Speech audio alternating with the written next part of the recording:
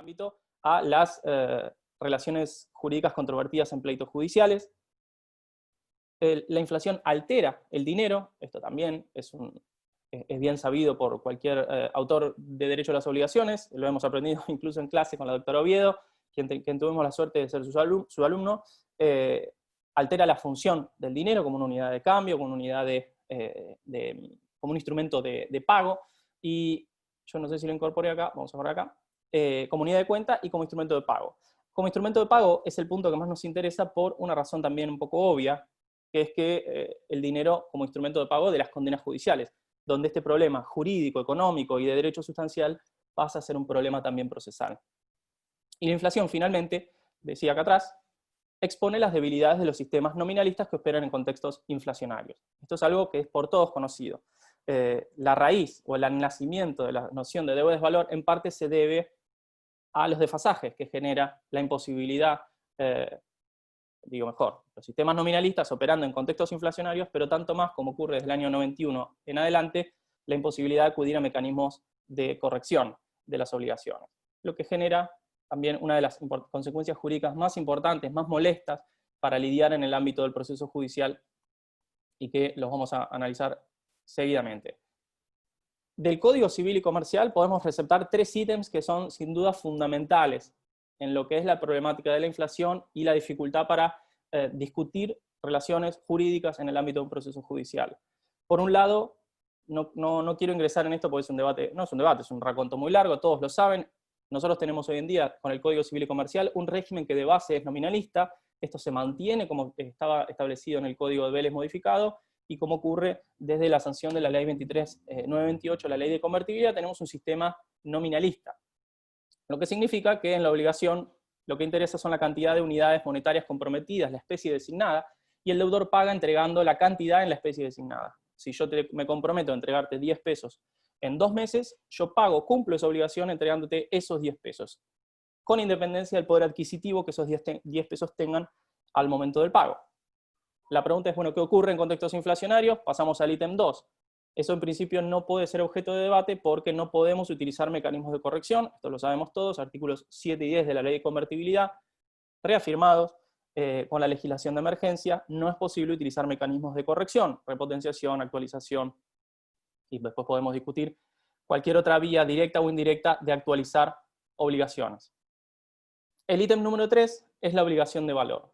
Aparece en el Código Civil y Comercial en el artículo 772, pero tenía, como todos sabemos, una recepción jurisprudencial muy arraigada. No quiero equivocarme en las fechas, pero estamos hablando de por lo menos finales de la década del 50, década del 60, ya en la jurisprudencia podían encontrarse referencias a esta categoría de deuda u obligación de valor, donde ya el dinero no es la prestación principal, no es lo que se debe, pero sí el modo de cumplir esa obligación, es lo que se paga. La deuda es un quid, se suele decir, una cierta utilidad o valía, que en algún momento, el artículo 772 no nos dice muy bien cuál es, hay que traducirlo en una cantidad de unidades monetarias, es decir, hay que traducirlo en pesos. Por supuesto, después el problema será cuál es ese momento y cómo se lo traduce. Esto ha dado lo que algunos llaman, ha dado forma a un nominalismo moderado, por así decirlo. Un sistema de base nominalista, debo la cantidad de pesos que me comprometí a entregar en el momento indicado, la especie indicada, pero la posibilidad de utilizar la idea de obligaciones de valor, la categoría de deuda de valor, que es una suerte de salida. Por supuesto, la deuda de valor es un subterfugio, es una construcción teórica que más allá de la categorización ontológica que le queramos dar, el desarrollo teórico que querramos construir a su alrededor, es muy difícil no argumentar que es una construcción hecha como una suerte de salvoconducto, una salida para evitar las injusticias más palpables de las normas nominalistas que operan en contextos inflacionarios. Cuando hay estabilidad cambiaria, el nominalismo no nos molesta; cuando hay inflación, el nominalismo genera problemas inmediatamente. Hay un artículo de Pizarro en el 2003, que recién salidos de la convertibilidad, creo que en una nota al pie lo decía, cuidado que si la inflación se vuelve a disparar, el nominalismo se va a transformar en valorismo o en inconstitucionalidades. Por supuesto, Pizarro ya estaba viendo lo que finalmente ocurrió, que es cuidado con mantener sistemas nominalistas que operan en economías en las que la inflación es un problema. finalmente ocurrió, y por eso hoy estamos hablando de este tema. Por supuesto, el proceso civil, ¿cuál es el problema, o si se quiere, la dificultad más intensa que tiene el proceso civil para interactuar en economías inflacionarias? Es la imposibilidad de mantener, o si se quiere, cristalizar el contenido económico de un reclamo, que es formulado en un tiempo 1, y que lo mantenga, o sea, de alguna manera se mantenga al momento del pago si el derecho del acreedor es reconocido. Entonces, son 3 los componentes que generan el problema. Uno dice, bueno, ¿por qué pongo estos iconos? Para hacerlo lo más gráfico posible. El dinero es como un helado, la moneda nacional, nuestro peso es como un helado. El proceso, lamentablemente, o por suerte, para garantizar ciertas reglas de debate mínimas, necesita tiempo, pero a veces demasiado, y la inflación afecta de manera directa el poder adquisitivo del dinero. El alza generalizada de los precios de los bienes y los servicios en una economía, lo que genera, lo que nos muestra, es la pérdida del poder adquisitivo de la moneda en la que se expresan la vastísima mayoría de condenas en el proceso civil. Por lo tanto, la combinación de estos 3 elementos genera lo que una fotografía conceptualmente podría ser correcto, es decir, el debate de un crédito, sea dinerario, sea de valor, en un proceso dictado una sentencia que permita al acreedor procurarse el pago voluntario compulsivo de una obligación que conforma la condena, se traduce en un problema. ¿Por qué? Porque el dinero no mantiene durante todo el tiempo que dura el pleito su valor, su poder adquisitivo, y al momento del pago lo reclamado vale muchísimo menos que lo que finalmente es obligado a pagar el deudor, incluso compulsivamente, es decir, mediando todas las instancias ejecutorias, una citación de venta, ventas de un bien líquido y cobro luego de distribuciones según corresponda, por preferencia. Este es el gran problema del proceso civil. Un problema que genera además muchísima frustración, porque si hay algo que el proceso no puede ser, es inútil, no puede no servir para algo. El proceso debiera ser un camino institucional al cual todo acreedor, todo aquel que dice ser titular de un derecho, puede reclamarlo y pretender que al momento de que un juez dicta un acto de poder y reconoce su derecho como tal, con un contenido económico que se traduce en una condena, en el que, en general, insisto, salvo algunos supuestos muy especiales que tienen que ver con devolución de inmuebles, acciones reales, etc., la gran mayoría se traduce en una obligación de dar una cierta suma de dinero, lo que quiere pretender es que al momento del pago, por lo menos ese dinero tenga el mismo poder adquisitivo, o similar, aunque sea, que el que había reclamado en la demanda. Es muy injusto, en principio, que una sentencia le dé la razón a alguien y le procure una herramienta para obtener algo que vale muchísimo menos que lo que reclamó. Hay una incompatibilidad ahí entre la idea del proceso y el resultado institucional que el proceso genera. Y eso es un problema grave, porque además todo esto cuesta mucho dinero, al Estado le cuesta mucho dinero tramitar los pleitos, y es una utilización muy ineficaz de los recursos estatales, que los procesos no sirvan para su finalidad más importante. Por supuesto, esquemáticamente lo que ocurre es esto, no es ninguna novedad, el dinero es como un helado puesto al sol, lo que se reclama al momento del pago termina por valer muchísimo menos. Los créditos de valor, en principio, se pueden presentar como una solución a este problema, y sin duda que colaboran muchísimo como una herramienta para evitar el problema que acabamos de narrar. Los créditos de valor, además, o las obligaciones de valor, funcionan como una categoría en la que cada vez más créditos van a ir a parar esa bolsa, y cada vez más créditos abandonan el lugar o el espacio de las obligaciones de dar dinero. Estamos hablando de alimentos, prácticamente todos los rubros resarcitorios en los sistemas de responsabilidad civil, lo que antes llamamos contractual o extracontractual, medianería, en fin, hay una gran cantidad, una amplitud enorme de créditos que han sido concebidos intencionalmente como de valor para poder tener cierta elasticidad en los procesos, para cuantificarlos y mantener una protección contra la inflación, que esa es una de las mayores virtudes que tiene la noción de deuda de valor frente a la inflación. Pero esa protección, voy a levantar un poco sus imágenes, así puedo ver bien la filmina, la protección realmente opera de manera limitada, y eso también es un problema procesal. ¿Por qué? Porque ustedes saben, el crédito de valor, insisto, el deudor no debe dinero como objeto de la obligación, como prestación comprometida a la obligación, sino que lo que debe es un quid, una utilidad, que luego se va a traducir en una cierta cantidad de dinero. Es un sistema de conversión que el artículo 772 prevé, estableciendo no de manera muy clara en qué momento. Pero básicamente lo que ocurre, vamos a avanzar en la filmina, lo que ocurre es que esa conversión termina operando en un momento que está entre la prueba y la sentencia. ¿Qué significa eso? La manera de debatir créditos de valor. En el proceso, ustedes la conocen, la Corte lo único que exige, por razones de congruencia, es que la demanda establezca, cumpliendo el artículo 330 del CPC, una descripción en lo que más o menos surge de la prueba, una descripción cuantitativa provisoria del contenido económico del derecho reclamado. Imaginemos, le reclamo el costo de una cirugía a quien yo creo que me ha causado un daño injusto, que vale 8 pesos. Al utilizar el giro, lo que más o menos surge de la prueba, se entiende por una práctica generalizada de que estoy debatiendo un crédito de valor.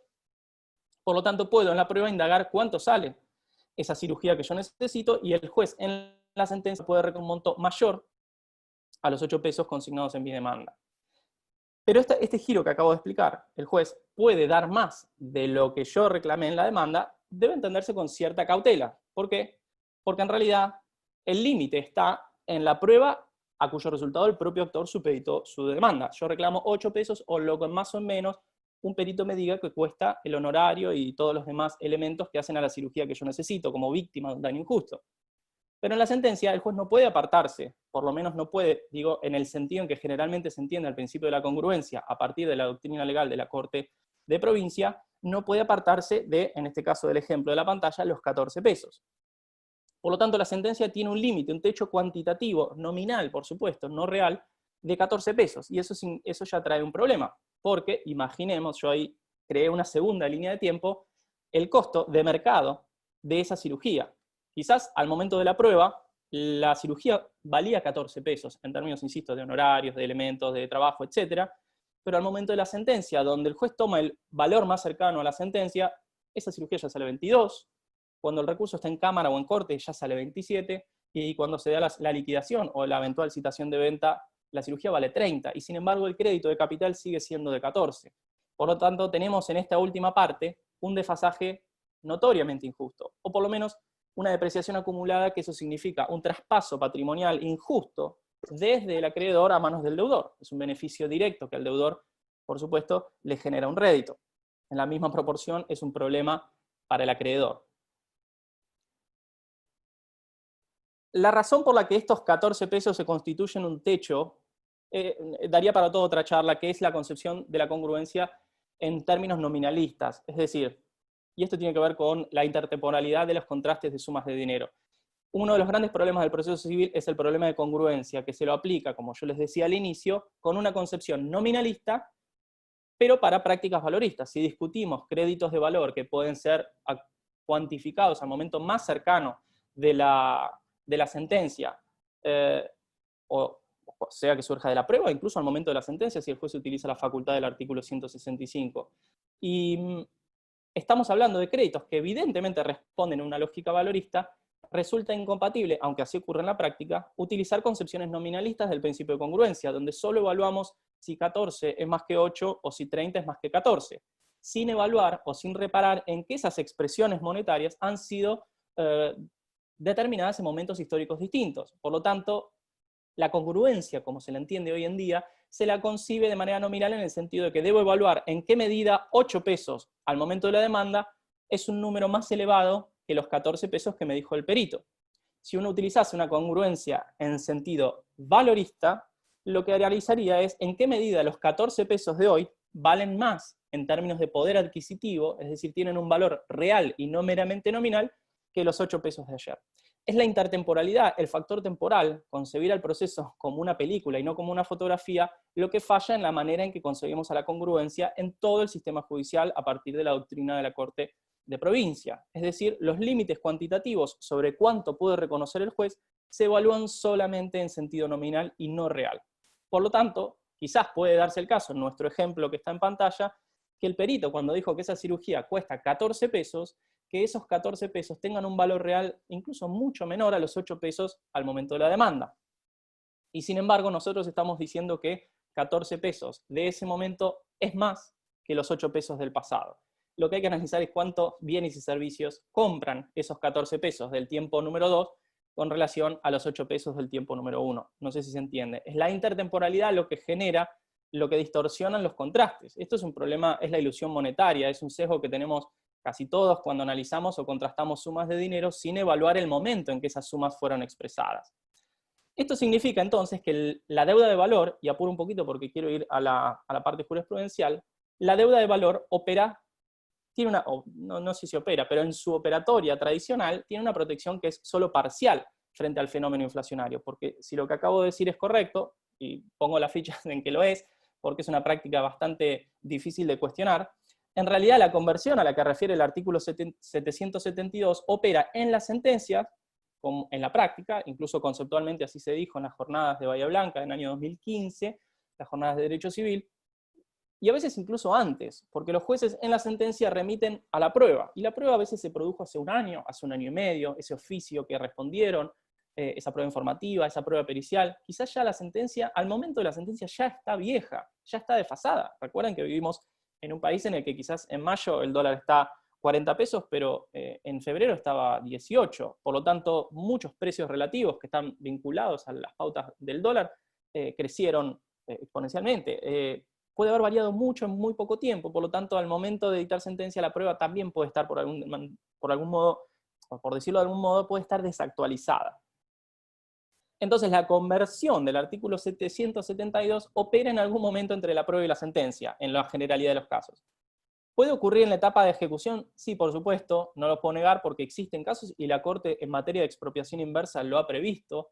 Puede el juez en la sentencia postergar al momento de la ejecución, establecer algún, y de hecho la Cámara de Mar del Plata lo ha hecho en varios casos, puede, por así decirlo, postergar la definición de cierto rubro resarcitorio al momento de la ejecución, pero en la generalidad de los casos ocurre en la sentencia o en la prueba.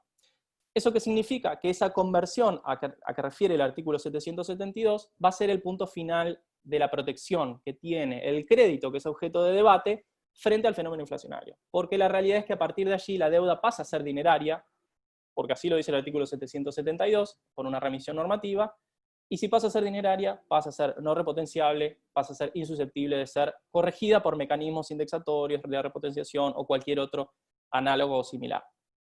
Y por supuesto comienza la transferencia de riqueza desde el acreedor al deudor. Comienza el beneficio del deudor. A partir de allí, cuanto más se demora el pleito, más se beneficia el deudor y en igual proporción se perjudica el acreedor. Creo, me están diciendo que se ve muy poquito, voy a prender la luz para que no esté tan oscuro. Denme un zoom.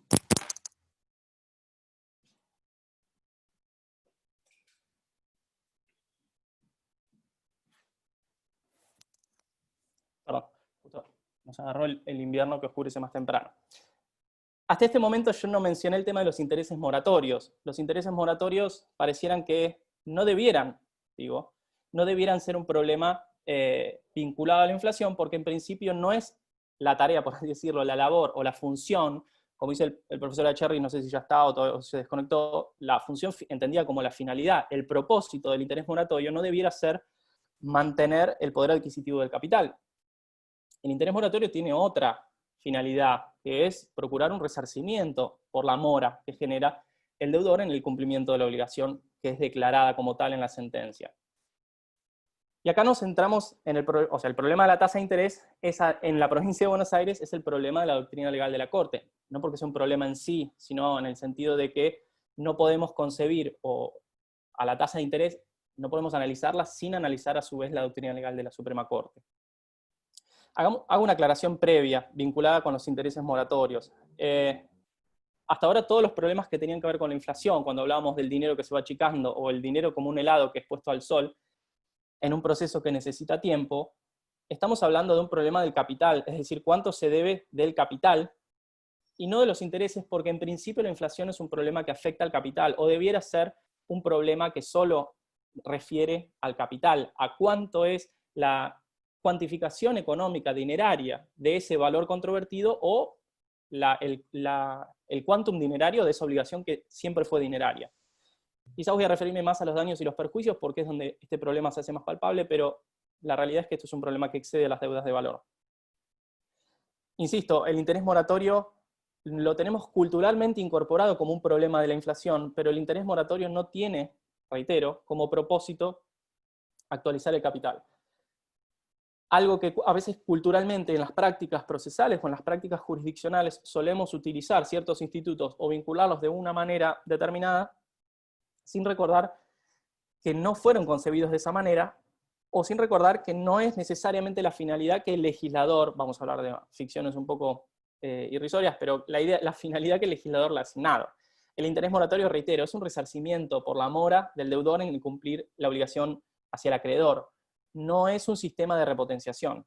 Lo que ocurre es que en contextos inflacionarios, los intereses moratorios, mediando prohibición de acudir a sistemas de corrección, por los artículos 7 y 10 de la Ley de Convertibilidad, el interés moratorio casi indefectiblemente termina cumpliendo algún rol. Se lo quiera o no se lo quiera, que eso sea así, pero lo termina cumpliendo.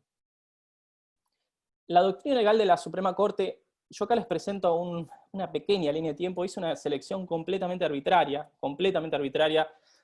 porque se podrían incluir muchísimos más precedentes. Traté de distinguir también dos etapas históricas, que es una decisión, por supuesto, metodológica arbitraria y que me la pueden cuestionar y van a tener razón.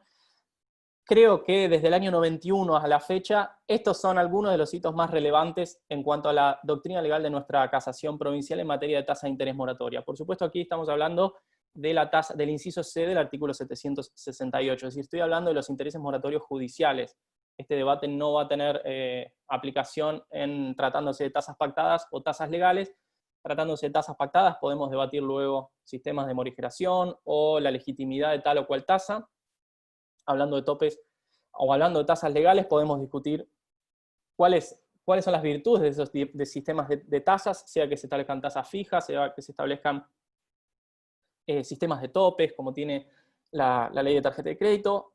No es eso lo que vamos a referir ahora, sino que ahora vamos a hablar del último inciso, la tasa de interés judicial, es decir, aquella tasa que elige el juez, allí donde las partes o la ley nada dicen al respecto.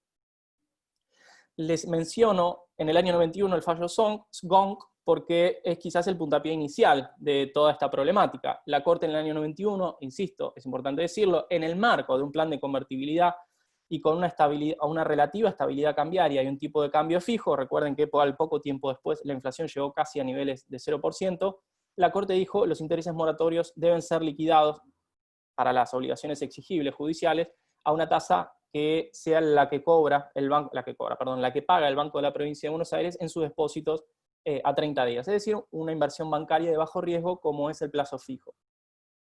En ese fallo la Corte no dio ningún argumento sobre cómo justificaba esa tasa, esos argumentos los dio algunos años después, fallos Cardoso, Gómez, hay muchísimos otros, donde explicó la concepción que tenía y todavía tiene de la tasa de interés como un lucro cesante, es la pérdida de una renta bancaria en una inversión de bajo riesgo, como es el plazo fijo. Esa es la manera de identificar y conceptualizar el daño moratorio que sufre el acreedor por la mora del deudor. Luego, bueno, viene lo que todos ya conocemos, la crisis del 2001, la emergencia económica, salimos de la convertibilidad, el sistema de especificación, el cambio deja de ser fijo, con distintos sistemas que fueron alternándose entre bandas cambiarias, flotación sucia, distintos sistemas de control del tipo de cambio, pero lo que nos interesa a nosotros es que a partir de ese momento se reinició un proceso inflacionario, un pico de inflación al momento de la salida de la convertibilidad, luego bajó, pero a partir de allí la tendencia es bastante clara, ascendente, y en los últimos años hemos tenido una inflación galopante. La de la inflación del año pasado, del 2019, fue una de las más altas en los últimos 30 años. En el 2009, frente a prácticas jurisprudenciales muy digamos, distribuidas a lo largo de la provincia que buscaban una aplicación de la tasa activa, la Corte insiste en el 2009 con los fallos Ponce y Ginossi. El fallo Ponce es el que nos interesa a nosotros en el ámbito civil, Ginossi es más de relevancia en el ámbito laboral. Lo que dice, aunque con un desarrollo argumental un poquito más amplio, es que la salida de la convertibilidad no justifica apartarse de la doctrina que se había fijado en el año 91, por lo tanto continuamos con la tasa pasiva. La tasa pasiva, insisto, del depósito a 30 días en el Banco Provincia. Una tasa, por supuesto, muy baja, en términos reales. Ahora vamos a ver incluso que es negativa.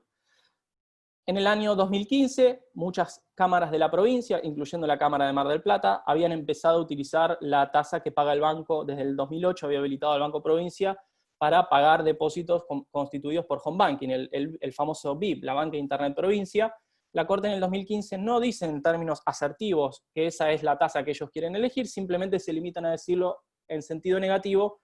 Dicen esta tasa es una tasa de depósitos bancarios, es una tasa a 30 días, es una tasa que no la están capitalizando, Por lo tanto, esta tasa, así como está, no viola nuestra doctrina legal. Por supuesto, se entendió en definitiva que la Corte admitía la nueva tasa BIP como una tasa, la tasa idónea para liquidar los intereses moratorios. La tasa BIP la aplicaron prácticamente la totalidad de los tribunales de la provincia de Buenos Aires. Finalmente, los últimos dos hitos están en Cabrera, el año 2016. Un poquito antes había dictado el caso Ubertalli, pero en un caso técnicamente contencioso administrativo. Cabrera ya en un pleito civil. Lo que dice la Corte es, bueno, apliquemos la tasa pasiva más alta, ya no define la especie, simplemente el género, cualquiera sea la tasa más alta que ofrezca el Banco Provincia en depósitos a 30 días. Creo que hasta el día de hoy sigue siendo la tasa BIP la más alta. Podemos hablar otro mundo aparte de lo que es el depósito indexado por los UVA, porque técnicamente el interés del UVA es bajito, porque es un interés, no sé si puro, pero por lo menos es un interés real, bajo, nominalmente bajo, porque es un interés que aplica a un capital actualizado. Pero debatir si se puede aplicar ese tipo de tasas o ese tipo de liquidaciones para intereses moratorios nos llevaría a otro debate, y además es difícil, por lo menos, sintetizar de si se puede o no se puede. Digamos entonces que para depósitos a plazo fijo sigue siendo la tasa BIP hoy la más conveniente. En el 2018, en realidad podríamos hablar que antes del 2018 empezó a generalizarse una práctica que técnicamente estaba equivocada, esto ustedes quizás lo saben, que se aplicaba la tasa pasiva más alta, la BIP, para liquidar intereses moratorios desde la fecha de mora, para todos los rubros resarcitorios desde el día en que se producía el perjuicio. Algo que generaba un problema porque a veces los pleitos duraban muchos años y se utilizaban tasas nominalmente altas aplicadas en forma retroactiva frente a créditos que habían nacido hacía muchos años, pero que concebidos como créditos de valor fueron, no sé si lo estoy explicando de manera muy compleja, pero es sencillo, créditos de naturaleza de valor, créditos de valor cuantificados de manera actual, se les aplicaba retroactivamente una tasa hacia el pasado que nominalmente era muy elevada. Eso generaba, digamos, una suerte de bola de nieve, una distorsión en el cálculo y en la liquidación de los intereses moratorios, que la Corte incluso indirectamente la llegó a consentir en algunos fallos. Pero que claramente era equivocada, esto lo decía unánimemente la doctrina y surgían los números.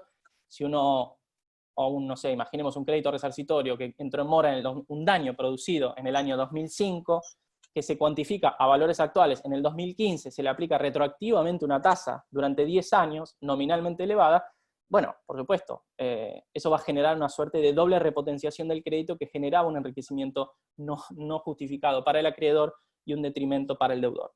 Ese sistema lo corrige finalmente la Corte en lo que sería el último punto del círculo, el último píxel del círculo que moldea la doctrina legal de la Corte, en Vera y Nidera, son dos casos que salieron a poquitos días de distancia, donde tenemos la doctrina actual de la Corte en materia de intereses moratorios. Hay un micrófono, alguien que se acaba de sumar, que tiene un micrófono prendido. Si quiere, estoy tratando de apagarlo, ya. No me quiero poner en policía, solamente para que no No, escuchen es mi voz importante duplicada. porque estamos grabando y después queda mal. Yo me encargo. No hay problema. Los ejes argumentales de la Corte están básicamente explayados en el fallo Ponce, para quienes les interesa leerlos en detalle, y otro tanto están explayados en los fallos Vera y Nidera. Son 5 premisas, creo yo, uno puede encontrar más.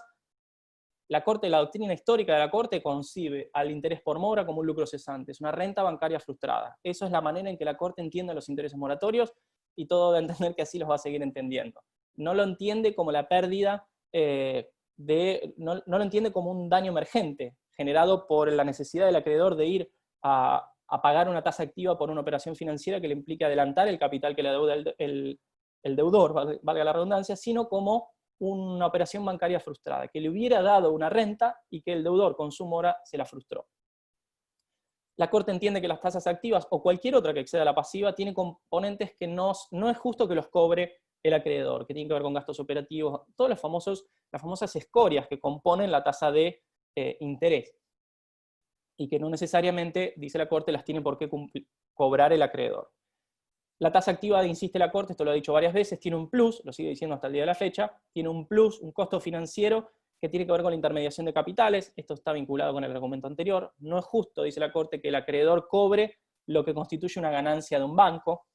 Y finalmente, lo que dice el argumento más fuerte que tiene, que es que la tasa activa implica un modo solapado o encubierto de indexar el capital, y eso es una práctica prohibida por la ley de convertibilidad.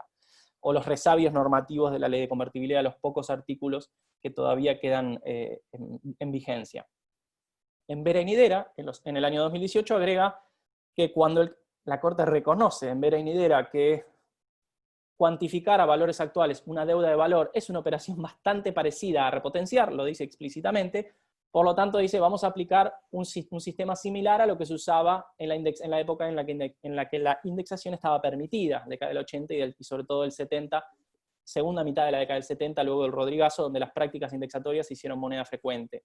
Entonces, ¿qué dijo? Cuando a un crédito de valor se lo cuantifica a valores actuales, o por lo menos a valores distintos a la fecha de mora, al momento en que se produce el perjuicio, que es idealmente la mora de todo rubro resarcitorio, bueno, utilicemos una tasa pura, que la Corte utiliza como referencia el 6%, vinculada a los títulos públicos de deuda pública provincial, reconociendo que en una época había aplicado el 8, en otro momento el 10, pero dice, bueno, vamos por el 6, que es compatible con la doctrina también de la Corte Federal, y desde el momento que fue tenido en cuenta para cuantificar el valor discutido, en adelante y hasta el efectivo pago, la tasa judicial tradicional, la que había fijado en Cabrera, es decir, la pasiva más alta que paga el Banco Provincia por sus depósitos a 30 días.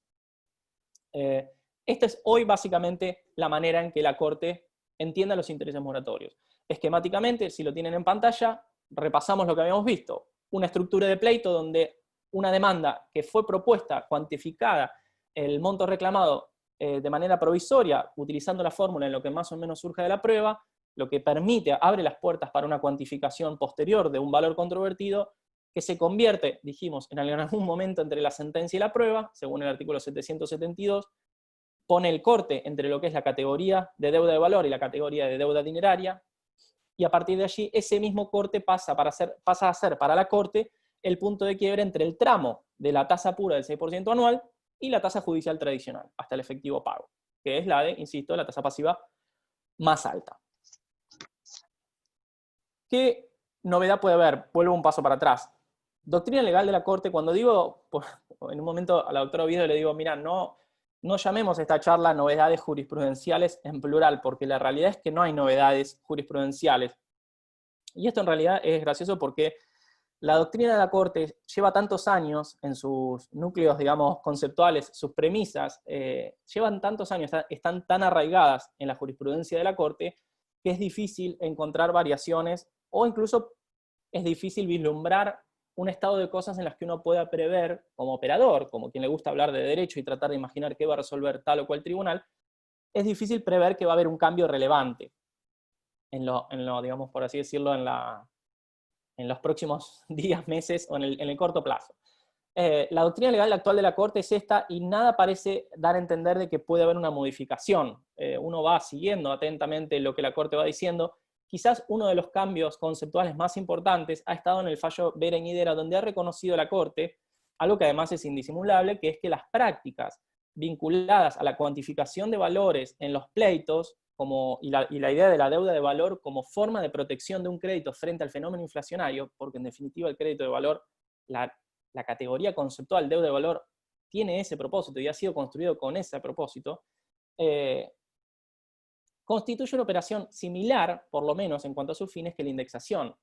Por supuesto que uno puede hilar fino y conceptualmente encontrar muchas diferencias entre la deuda de valor e indexar una obligación de dinero, sin duda. Pero lo que la Corte reconoce es que la finalidad o el propósito que está de fondo a ambas prácticas es el mismo, es al momento de la demanda y al momento del pago, tratemos de tener un contenido económico que sea relativamente similar, y que el tránsito entre el momento de un reclamo y entre el momento de un pago compulsivo o voluntario de una condena judicial, ese tiempo que transcurre y esa inflación que se acumula no genere distorsiones en el equilibrio de esa relación jurídica controvertida que hagan inútil a la sentencia, porque si la sentencia es inútil o la sentencia no tiene un contenido económico desentendido de lo que efectivamente va a recibir el actor del demandado, que ha sido declarado vencido y ha sido condenado, pues entonces todo esto, insisto, es una pérdida, no es una pérdida de tiempo, pero es sin duda una utilización cuestionable de los recursos del Estado. El proceso termina operando como un camino institucional de resolución de controversias que ofrece resultados ineficientes en términos económicos, injustos en términos axiológicos, porque son severamente cuestionables, que a aquel a quien se le reconoce un derecho, a quien además en términos de controversia se le reconoce victorioso en un pleito, termina recibiendo algo que en términos económicos implica que el que ganó, el que realmente se enriqueció fue el otro, fue el deudor. Eso creo que es el objetivo que está tanto detrás de las prácticas indexatorias, que hoy están prohibidas, como detrás de las prácticas que tienen que ver con cada vez más concebir a más créditos como deudas de valor y así someterlas a debate en un proceso judicial. Dicho esto, pasamos, y acá con esto vamos al tramo final de la charla, pasamos a la novedad jurisprudencial en singular por ahora, ¿no? Esto no sabemos cómo va a continuar. Tiene que ver con la Sala Segunda de la Cámara Civil y Comercial de Mar del Plata. Yo les dejo ahí anotado el nombre del fallo, el número de la causa. Por supuesto que este PowerPoint que hice, yo se lo voy a pasar al doctor Oviedo y ustedes, si quieren, lo pueden pedir para tener, si quieren alguna anotación que les pueda ser de utilidad, lo pueden tener. La causa es Melegari, es una causa reciente, esto incluso se firmó de manera digital ya en tiempos de pandemia y de aislamiento social preventivo y obligatorio, etcétera, etcétera. Es una causa de la Sala Segunda, la sentencia está firmada por la integración natural de la Sala, doctores Monterisi y Lustonó, que creo que los vi por allí presentes. El caso no es complejo, es el juzgado civil creo que número 6, ¿sí? Era una condena en pesos de 27.000, casi 28.000 pesos más intereses. La jueza había aplicado de manera muy correcta el sistema de la doctrina legal en materia de intereses moratorios, es decir, para uno de los rubros en los que había una cuantificación actual, que había sido concebido como una deuda de valor con una cuantificación actualizada, aplicó el sistema de una tasa pura del 6% anual y luego la tasa judicial que la Corte fijó en el fallo Cabrera, es decir, la tasa pasiva más alta. Y para el rubro restante, que era un gasto de reparación, en la manera en que había sido entendido en la sentencia, aplicó directamente desde la fecha de mora la tasa judicial tradicional, es decir, insisto, la tasa pasiva más alta. El recurso tenía un único agravio, el actor había triunfado, el demandado no apela, solo llega a instancia recursiva el cuestionamiento del actor, y objeta la tasa de interés. Dice que es injusta, que promueve el incumplimiento, se aparta del escenario económico actual, dilapida el crédito al actor triunfante y un largo etcétera. La Sala Segunda de la Cámara de Mar del Plata básicamente le da la razón en casi todas las premisas que postulaba el actor agraviado. En definitiva, ¿qué es lo que resuelve? Se aparta de la doctrina legal de la Corte en lo que refiere, y esto es importante, a el fallo Cabrera del año 2016, no así, ahora vamos a ver, de los fallos Vera y Nidera. Y abandona la tasa pasiva como tasa judicial, como tasa de referencia bancaria para liquidar los intereses moratorios en el tramo final de los intereses. Las premisas, intento resumir, el fallo es extenso, yo les recomiendo que lo lean, porque probablemente lo esté resumiendo con alguna omisión relevante. Las premisas que utiliza la Cámara son las siguientes. Bueno, primero, la Corte no impide apartarse de sus precedentes, ha sabido ser un poco más estricta la Corte, pero en algunos precedentes la Corte dijo, bueno, las cámaras pueden apartarse de la doctrina legal en la medida en que brinden argumentos, dice, convincentes, razonables, etcétera, establecen una serie de requisitos sustanciales de los argumentos por los cuales la Cámara puede apartarse de una doctrina legal. Por lo tanto, la Sala Segunda de la Cámara de Mar del Plata parte de esa idea. La Corte posibilita apartarse de este sistema de casación de hecho, que no hay una obligación legal de seguir los precedentes, pero sí hay una obligación moral e institucional muy fuerte, vinculada con el sistema del recurso extraordinario de inaplicabilidad de ley. Bueno, en fin, el sistema recursivo ustedes lo conocen. Acto seguido, y ya entrando a la materia controvertida por el actor, lo que dice la tasa escogida por la Corte es una tasa de rendimiento negativo que como tal carece de aptitud para indemnizar el daño moratorio y genera incentivos inadecuados. ¿Qué significa una tasa negativa? Esto ustedes seguramente lo sepan. Las tasas en términos reales son negativas o positivas en la medida en que son mayores o menores a la inflación que efectivamente tuvo en el periodo comprendido que se quiera liquidar. Si una tasa es inferior a una tasa utilizada para liquidar un interés moratorio en un segmento temporal determinado, va a tener rendimiento negativo en la medida en que haya sido, perdón, otra vez el audio, en la medida en que haya sido más baja que la inflación, por una cuestión obvia, que es que la pérdida del poder adquisitivo del capital sobre el cual se liquida ese interés moratorio es más amplia que el incremento nominal que le ofrece el interés moratorio a ese crédito. ¿Esto qué significa? Genera los incentivos que todos conocemos.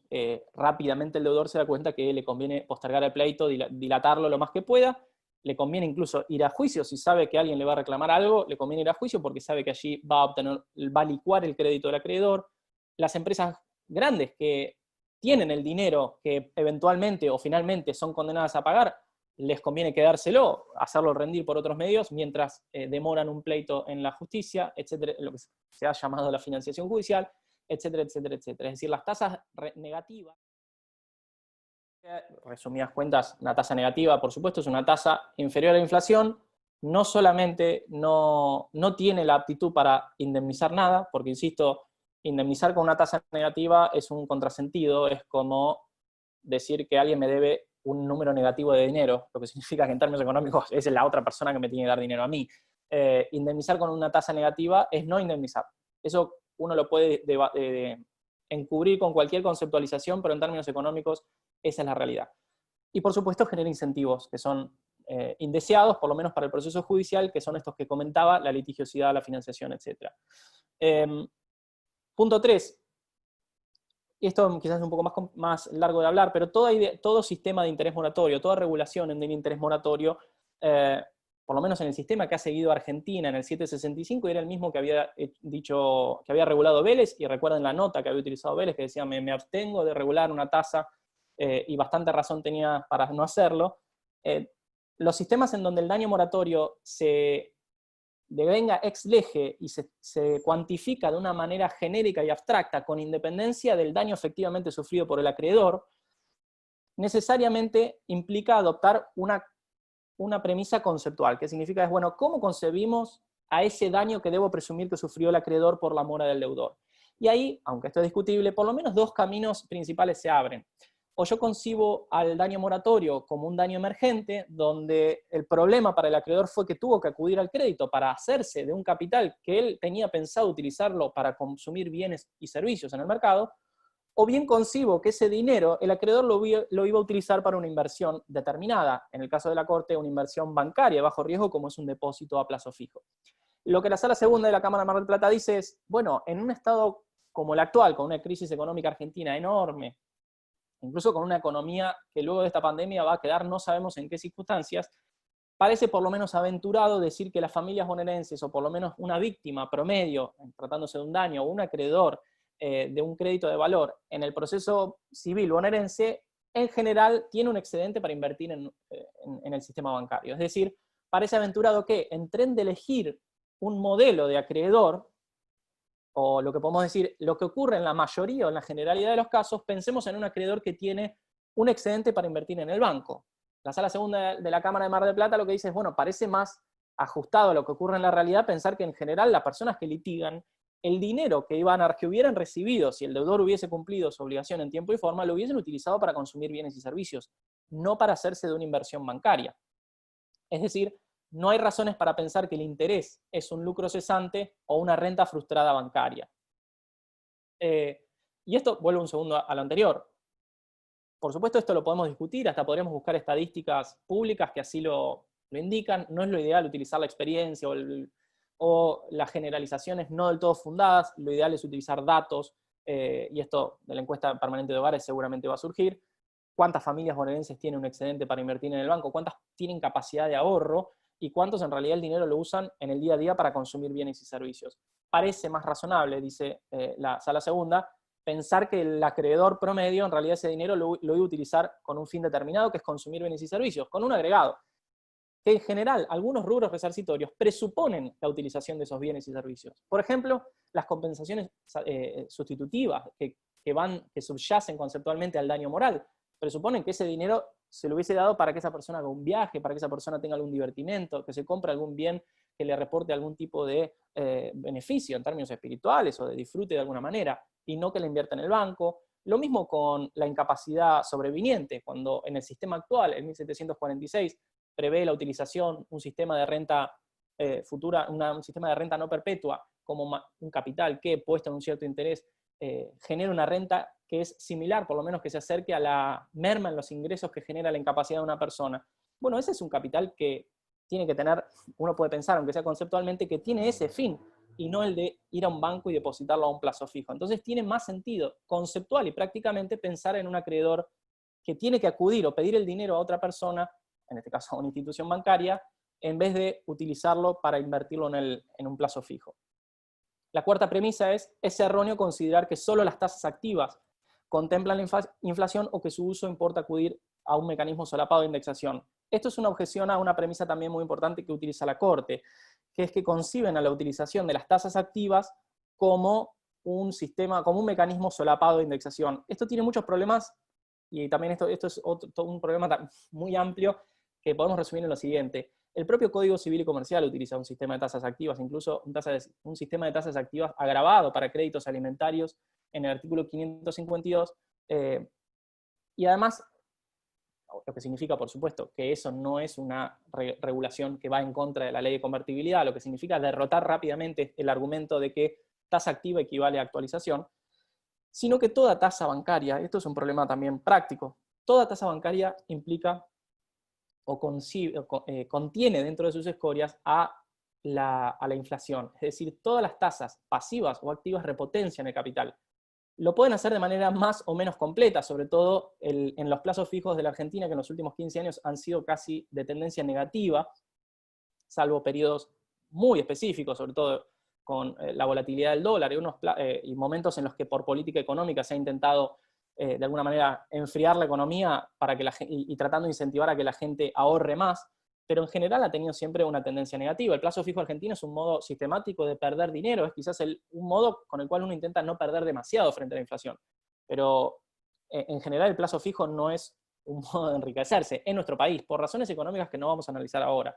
Lo que está claro es que si el Banco Provincia en un momento pagó el 50% de interés por el plazo fijo a 30 días, 50% anual, ¿no?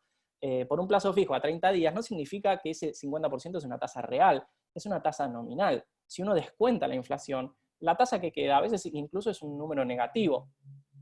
Pero que sea el 50%, lo que da cuenta es que la pérdida del poder adquisitivo, la pérdida esperada del poder adquisitivo del signo monetario, es un elemento de las tasas, activas y también pasivas. Es un error creer que la inflación solamente está metida en las escorias que componen el precio de la financiación, es decir, de las tasas activas, y no de las pasivas.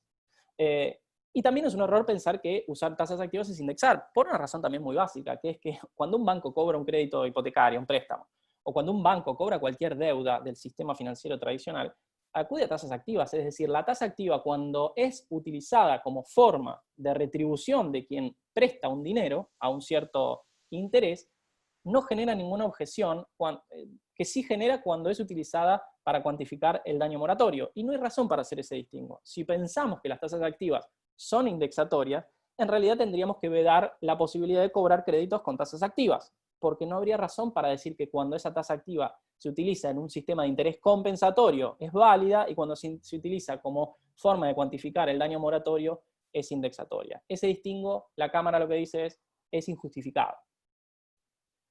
En el punto 5, fíjense que dice: es erróneo creer que el problema de la inflación escapa al problema de la tasa de interés. Esto es un argumento que lo ha utilizado la Corte en algunos fallos, donde la Corte lo que ha dicho es, bueno, no tratemos de utilizar la tasa de interés para superar el problema de la crisis económica y de la inflación.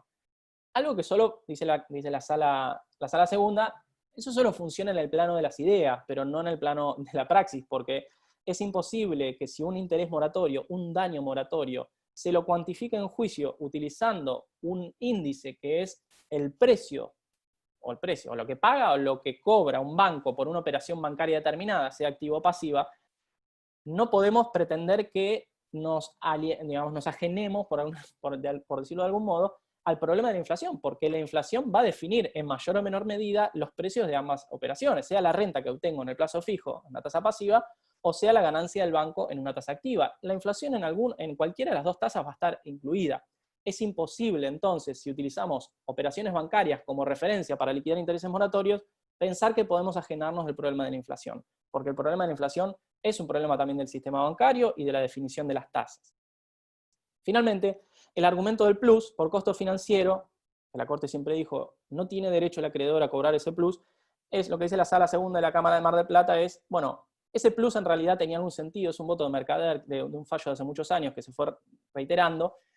Ese plus es cierto, no tiene sentido si se concibe al daño moratorio como un lucro cesante, una renta frustrada del acreedor por la mora del deudor. Pero si concebimos al daño moratorio como un daño emergente del acreedor que tuvo que acudir a alguna forma de crédito para procurarse el dinero que el deudor le debe, ese plus no genera problemas, porque en definitiva el acreedor lo que hay que hacer es indemnizarlo con el mismo costo que significó para él acudir a ese crédito. Por supuesto, si para acceder al crédito tuvo que pagar una tasa activa, todos los componentes de esa tasa activa tienen que serle resarcidos, pero no porque el acreedor sea una entidad financiera o porque sea una ganancia para el acreedor, sino porque el acreedor se le tiene que devolver lo que él pagó por obtener ese dinero. Entonces, todos los componentes de la tasa activa no interesan, porque forman parte del precio que para el acreedor es un daño emergente.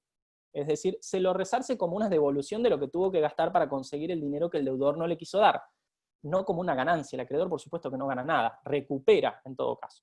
Eso es lo que dice en otro de los puntos del fallo Melegari. Resumiendo, ¿cuál es la solución que adopta el tribunal? Y esto es importante, no se aparta de la totalidad de la doctrina legal. Lo que dice es, mantenemos el sistema de tramos, porque seguimos, la sala segunda dice, nosotros seguimos cuantificando valores actuales, o lo más cercanos al fallo que sea posible, los créditos de valor. Por lo tanto, mantenemos el sistema de tramos de Vera y Nidera, una tasa pura del 6% anual, desde la mora hasta que se cuantifica el valor controvertido, y luego la tasa judicial bancaria. Pero, y acá viene la modificación, modifican la tasa judicial que había fijado la Corte en el fallo Cabrera, donde había dicho que se usaba la pasiva más alta de depósitos a plazo fijo a 30 días del Banco Provincia. Y opta por utilizar una tasa activa, es decir, concibe al daño moratorio como un daño emergente. Un daño emergente que, reitero, no quiero pisar e insistir sobre lo dicho, conciben al daño que sufre el acreedor por la mora, como lo identifican con el costo del acceso al crédito para procurarse, adelantarse el capital que el propio deudor no le quiere o no le puede pagar y que se lo va a pagar recién cuando el pleito llegue a su fin y sea obligado compulsiva o voluntariamente pague la condena judicial. ¿Cuál es la tasa que escogen? Escogen la tasa en descubierto en cuenta del Banco Provincia sin acuerdo en pesos. Por lo tanto, el esquema que queda, esto sería recapitulando el esquema anterior, va a quedar el mismo esquema de Vera y Nidera, pero donde antes se aplicaba la tasa pasiva fijada en Cabrera en el año 2016, la sala segunda dice, no, nosotros vamos a utilizar la tasa activa en descubierto en cuenta corriente. ¿Esto qué significa? Que al momento de la conversión, desde la conversión de la deuda de valor en deuda dineraria, es decir, desde el acto de poder, de la sentencia que, con referencia a una cierta prueba o con referencia a un material de convicción que coincide con la fecha del fallo, se convierte una deuda de valor en deuda dineraria, conversión que no la decide el juez, sino que viene establecida y regulada de una manera muy cuestionable por el artículo 772 del Código Civil, ese mismo punto o hito va a ser el paso, siguiendo a Vera y Nidera de la Corte, entre la tasa pura, aplicada solo cuando la deuda era de valor, a un paso hacia la tasa judicial, aplicable al momento en que la deuda pasa a ser dineraria y por lo tanto va a estar expuesta a la inflación. Verán entonces que hay una coincidencia entre el momento en que la deuda pasa a ser dineraria, no repotenciable y expuesta a la depreciación del signo monetario nacional, con la utilización de una tasa activa en descubierto en cuenta. Y cierro con una idea que está vinculada a los anexos que utiliza la Cámara en el fallo Melegari. Creo que tengo la opción de utilizar alguna anotación. Bueno, no, lo voy a sacar porque no quiero que me intervengan de vuelta la pantalla. Si ustedes ven este cuadro es bastante... Es tremendo la información que nos da este cuadro. Lo que la sala segunda hace es un juicio hipotético de un crédito en mora en enero del 2017 y que es pagado en enero de 2020. La Cámara dice, utilizo enero de 2017 a enero de 2020 porque son 3 años, es un plazo razonable para la duración de un pleito en el cual se ha utilizado un sistema de oralidad. Hay muchos juzgados que están teniendo una actividad muy buena en términos de duración de los pleitos y de oralidad en aquellos actos procesales en los que es útil y provechoso utilizar el formato oral. Y utilizó posterior a 2017 para poder utilizar el IPC sin incurrir en los periodos, que no quiero entrar en debates políticos, pero un periodo en el que es público notorio que el Instituto Nacional de Estadísticas y Censo tuvo alguna objeción conceptual, por lo menos, o de fiabilidad de las estadísticas públicas, que termina en el 2015. Por lo tanto, todo esto se puede hacer con números que de alguna manera son fiables, son confiables. Tenemos otra intervención. Bueno, entonces, lo que tenemos en este cuadro es un crédito que está en cero. Lo que ven ustedes en gris es el poder adquisitivo original de un crédito X, esto no importa el valor, creo que la Cámara utiliza un crédito de 350.000 pesos, la línea amarilla que nos marca cuánto es el resultado económico del capital liquidado con la tasa que compone la doctrina judicial, la doctrina legal, perdón, de la Corte, Y al final, la línea en rojo lo que nos marca es el capital sin interés. ¿Cómo se deprecia frente a la inflación el capital original? ¿Eso qué significa? Imaginemos un crédito de 1.000 pesos, en enero de 2017, esos 1.000 pesos comienzan a depreciarse al ritmo que marca la línea roja, por lo tanto va a valer un 64% menos al momento del pago, y si lo liquidamos con la tasa que prevé o que postula la Corte, la famosa tasa BIP, obtenemos un resultado que es igualmente malo o igualmente preocupante en términos de que asegura una pérdida para el acreedor y una idéntica ventaja para el deudor, que es una depreciación total, en este caso es neta porque es capital más intereses, del 31%. ¿Esto qué significa? Que en enero de 2020 el acreedor va a recibir un pago, cuando saque el dinero del expediente, imaginemos una situación ideal, saca el dinero del expediente y se lleva un capital que, liquidado con intereses moratorios, ya vale el 31% menos de solo lo que valía el capital original. Por lo tanto, la tasa que propone la doctrina legal de la Corte no solo le asegura al acreedor algo más que debiera ser el interés moratorio, sino que le asegura muchísimo menos. Le asegura que su crédito se deprecia, quizás a un ritmo un poco más lento que la inflación, sin interés, pero es una depreciación igual. Entonces fíjense que toda esta caída en amarillo que ustedes ven es lo que es la caída actual de cualquier crédito liquidado con la doctrina legal.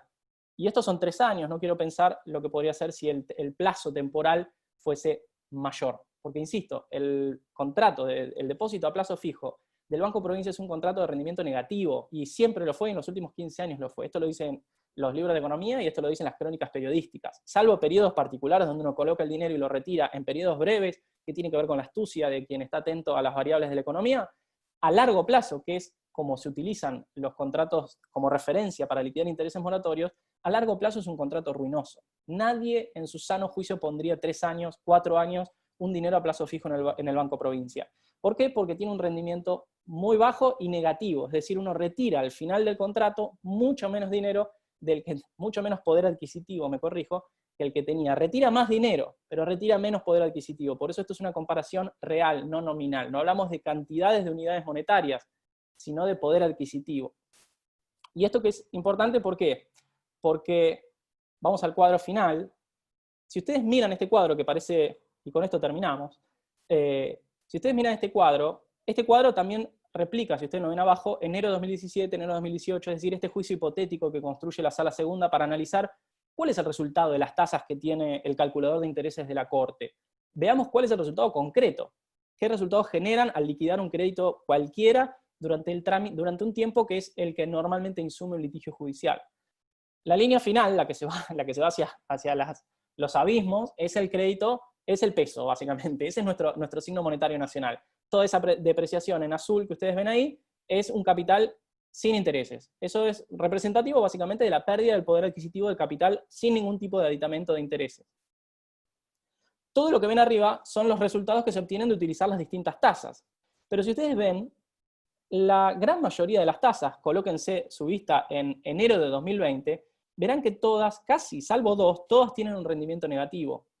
Y no estamos hablando de tasas pasivas. Esto es importante. Uno a veces cree que la tasa activa te asegura que el rendimiento va a ser positivo, que cualquier tasa activa, incluso la de descuento a 30 días, que es una tasa tan utilizada, pero que tiene un rendimiento pésimo en términos de liquidar un interés moratorio por el tiempo que dura un pleito, la gran mayoría tiene resultados negativos. Y esto ocurre por varias razones. Porque, y sé que dentro de los abogados que acabo de ver en la cara, hay algunos abogados de bancos que conocen este sistema mucho mejor que yo. Nosotros utilizamos en el sistema judicial los intereses moratorios con referencias a contratos bancarios, pero los hacemos operar en el proceso de una manera que es completamente distinta a como opera en la realidad. Ninguna cuenta corriente está en descubierto y en mora durante 3 años, 4 años. Es más, alguien me puede corregir seguramente, pero creo que el Banco Central le prohíbe a una entidad financiera tener a un deudor con un rojo, en un descubierto no cubierto, para la redundancia, durante tantísimos años. Lo mismo ocurre con cualquier otra operación donde no es posible concebir moras de años, de 3, 4 años, que son los tiempos que insume un proceso judicial, desde que el crédito nace hasta que el crédito es pagado. Y también este sistema de liquidación de intereses moratorios, la Corte ordena que sea utilizado sin incurrir en capitalizaciones, algo que también ustedes saben que en la práctica bancaria se utiliza muchísimo. salvo en la tarjeta de crédito y algunos contratos específicos en los que está prohibido, se capitalizan intereses y eso forma parte de la retribución final, real, neta de la entidad financiera. Nosotros acá despejamos de cualquier sistema de capitalización y utilizamos la tasa de manera aislada. Por lo tanto, a largo plazo, casi todas tienen igualmente un rendimiento negativo frente a la inflación. Lo que nos deja solamente, en el ejemplo que utiliza la Sala Segunda de la Cámara de Mar del Plata, dos tasas, que si ustedes siguen las referencias, es la tasa del descubierto en cuenta corriente y la tasa de las restantes operaciones en pesos, que también es una tasa activa. Es larga de explicar la historia de esa tasa, tiene que ver con un pedido del doctor Negri hace muchos años, con relación a la vieja tasa de descuento y las tasas que se utilizaban en el foro laboral, pero básicamente es una suerte de bolsón de tasas no del todo clara de qué contratos contemplan, pero que en general tiene un rendimiento medianamente aceptable.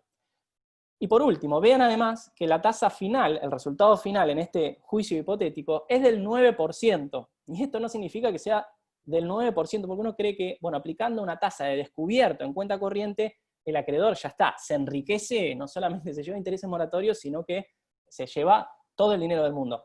Y la realidad es que no, si uno hace las cuentas, el resultado dista de ser así.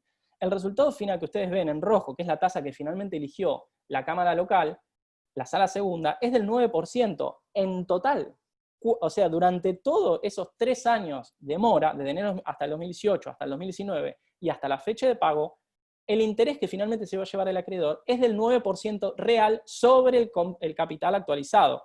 Actualizado entre comillas. Quiero decir, el resultado final tiene que ser entendido como es solo el 9% por sobre la representación actual del capital al momento en que es abonado por el deudor. No sé si se entiende esto, si quieren me lo pueden hacer en las preguntas, yo lo puedo aclarar. La línea azul del medio representa el valor actualizado de los pesos que componen la condena, por lo tanto, todo lo que se dé por encima, en este caso ese 9,07%, constituye el interés moratorio, real, insisto. Quizás en términos económicos, si ustedes van al cuadro que presentó la sala en el fallo, la tasa de, no sé si la encuentran, el descubierto está en el cuadro del medio, justo al medio, casi que en el centro de la pantalla. Frente a un crédito de 350.000 pesos, como ven en enero de 2017, finalmente el acreedor se lleva 1.083.000 pesos. Y ustedes dirán, pero de 350.000 en enero de 2017 se va a llevar 1.083.000 en enero de 2020. Pero si hacemos los números, insisto, y si calculamos e incluimos en nuestras cuentas la pérdida del poder adquisitivo del signo monetario, es decir, descontamos el IPC acumulado durante todo este tiempo, lo que nos da es solamente un 9% de interés total, insisto, durante todos los años, 9% de interés. No es que es un 9% anual que se acumula. Por lo tanto, la moraleja que nos da todo esto es que primero nuestro peso se deprecia a un ritmo casi que asusta y que hace muy difícil manejar números que se exponen en tiempos distintos porque nos dan falsas sensaciones o falsas creencias de que algo es mucho o es poco, cuando en realidad esos 350.000 en enero de 2017 valen muchísimo más que esa misma suma de dinero en enero de 2020. Y finalmente, que la tasa que aparenta ser de un contrato muy redituable, como es el descubierto en cuenta corriente, una de las operaciones financieras más costosas de la banca, en realidad, operando como interés moratorio, genera un resultado que podemos catalogar casi de razonable, pero es dentro del abanico de propuestas aquella que la Sala Segunda de Mar del Plata entendió como aceptable. Bueno, no los aburro más. Corto acá, sí, podemos, si quieren, hacer las preguntas que seguramente la doctora Oviedo ha compilado en un chat que yo no tengo a la vista, pero creo que iban a utilizar. Por supuesto, hay muchos temas más para desplayarse hasta el infinito, pero en cualquier duda la podemos ver en los comentarios. Muchísimas gracias, Tomás. El infinito lo achicaste tanto que fue brillante la exposición. Bueno, así que te gracias, voy gracias. a leer algunas preguntas Dale. que fueron haciendo. Bueno, el común denominador es interesante, brillante, espectacular, gracias, muy claro. Esos fueron más o menos el resumen de los elogios. Una es, ¿qué opinas en materia de defensa del consumidor financiero la aplicación de la tasa espejo? Esto es para la devolución de cargos o intereses mal cobrados por bancos aplicando para su restitución la misma tasa que el banco percibe de sus clientes. argumento en el artículo 31 de la Ley de Defensa al Consumidor. Sí, sí, el sistema de tasa de espejo es una idea que es ingeniosa y que en principio, esto por supuesto, yo soy funcionario de la Sala Segunda, tengo que hacer la aclaración que quizás debía hacer al inicio. Yo trabajo como operador del sistema judicial y trabajo incluso en la Cámara local, pero voy a opinar a título personal, por supuesto no con independencia de lo que se haya resuelto en tal o cual jurisdicción sobre los temas que ustedes me pregunten. El sistema de la tasa de espejo, para los que no lo conocen, que en realidad puede ser una aplicación en el supuesto de defensa de pleitos vinculados a la ley que tutela los derechos de los consumidores y usuarios, pero pueden ser ampliados a otros supuestos, permite al consumidor cobrar aquello que fue mal percibido por un cierto proveedor de un bien o servicio a la misma alícuota que el propio proveedor le pretendió cobrar un cierto servicio vinculado a ese contrato. Es decir, si por ejemplo, no sé, en un banco me percibió una cierta comisión o una operación financiera determinada a una cierta tasa y después un juez declara que esa percepción fue ilegítima, la devolución que sea aplicada con la misma tasa que fue pretendida por la entidad financiera, tratándose en ese ejemplo, ¿no?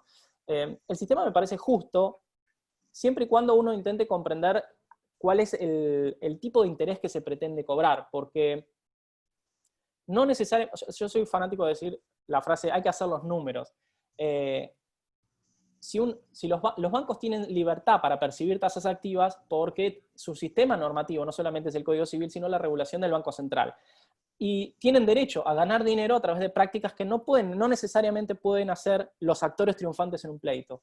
Y por ejemplo, la principal diferencia es que un acreedor no puede liquidar sus intereses mediante sistemas de capitalización. La Corte lo ha dicho hace años, no se capitalizan los intereses moratorios. Y los bancos en muchas operaciones financieras capitalizan.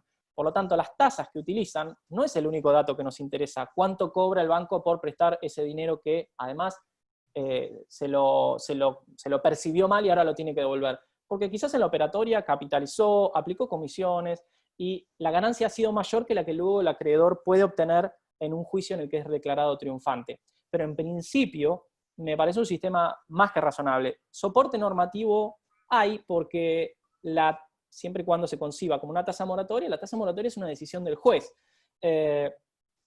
Y creo que en esos supuestos particulares puede apartarse de la doctrina legal porque hay un sistema, en este caso una norma, si se quiere, de derecho sustancial, que lo lleva a aplicar soluciones específicas para ese sistema normativo o microsistema normativo, como se lo suele decir. Es decir, no es una tasa judicial tradicional, de las que aplicaría la tasa pasiva más alta, etcétera, etcétera, etcétera, sino existe un supuesto en donde puede el acreedor triunfante, el consumidor triunfante, obtener ese reintegro de aquello que fue ilegítimamente percibido por la contraria, con una alícuota que sea idéntica a la que en ese mismo contrato fue prevista para el vector inverso. Me parece que es un sistema justo y de hecho se ha aplicado, yo lo he visto en varios juzgados de Mar del Plata y de otras jurisdicciones, como una solución que creo tiene soporte legal y me parece, no digo que es incompatible con la doctrina legal, pero creo que es un supuesto en el que está más que justificado apartar la doctrina legal porque no estaría dentro de los supuestos que esa doctrina comprende. Bueno, otra pregunta. Al concebir el juez, por ejemplo, una indemnización como deuda de valor, ¿puede determinarla de oficio al momento de sentenciar, sin que la parte en la demanda lo supedita a la prueba a producirse?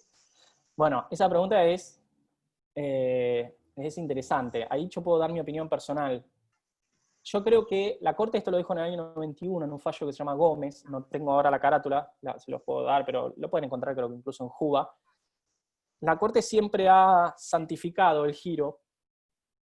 Esto es un problema procesal. Hay profesores de derecho procesal acá presentes, espero no equivocarme.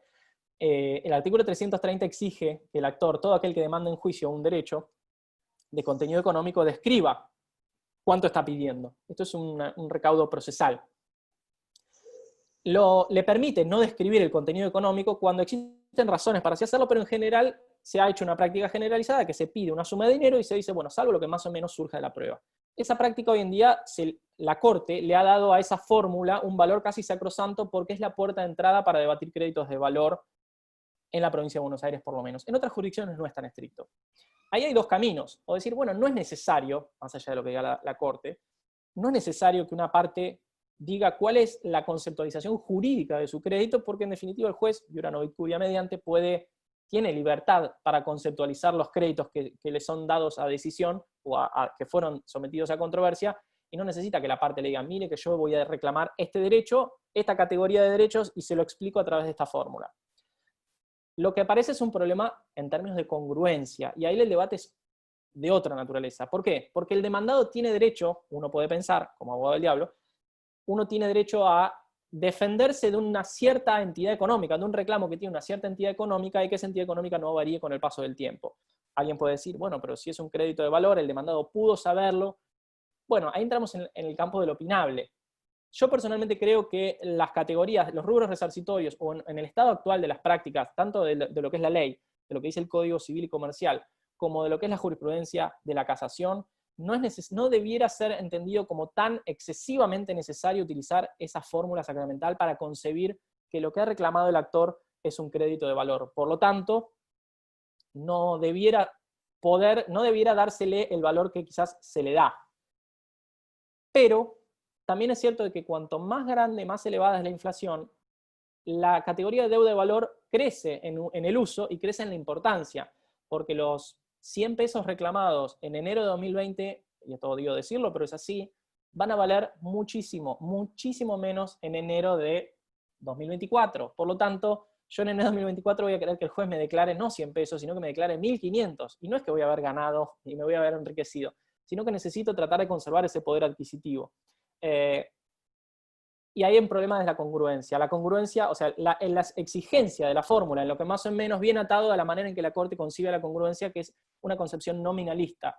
Y la concepción nominalista la aplica a créditos de valor. Ahí hay una incompatibilidad que genera problemas, porque no podemos adoptar una mirada nominalista de contraste de sumas de dinero, esto yo ya lo expliqué al inicio, para evaluar la congruencia o techos cuantitativos con créditos de valor, que son volubles, porque voluble es el valor de la moneda. Así que, resumiendo, no creo que debiera poder no exigírsele el uso de esa fórmula, pero sí tiene que quedar en claro, por lo menos por el relato de los hechos, de que lo que está discutiendo el acreedor o lo que va a someterle a controversia al deudor, a quien dice que es su deudor, es un crédito de esa naturaleza. Si eso no surge claro, la carga era del actor, no del demandado. La demanda tiene que ser clara, uno tiene que ir a la justicia reclamando un derecho bien descripto. Esto lo dice el inciso 3 y el inciso 4 del artículo 330. Pero no creo que sea necesario utilizar ese giro en particular.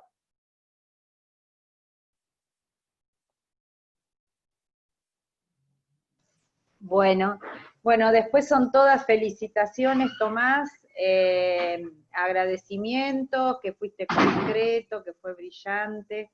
Así que bueno, muchas gracias. No hay más preguntas. Te agradecemos y te queda pendiente una nueva invitación después que descanses y que tengas, porque seguramente ahora cuando empiecen a leer y escuchar nuevamente esto, que si nos permitís lo vamos a... Sí, ya te lo envío al correo, así lo podés compartir. Bueno, te agradezco muchísimo. Bueno, gracias a todos por participar, gracias nuevamente Tomás, esperemos que les haya sido de utilidad y nos vemos en el próximo conversatorio. Gracias a todos. Gracias, saludos a todos. Adiós.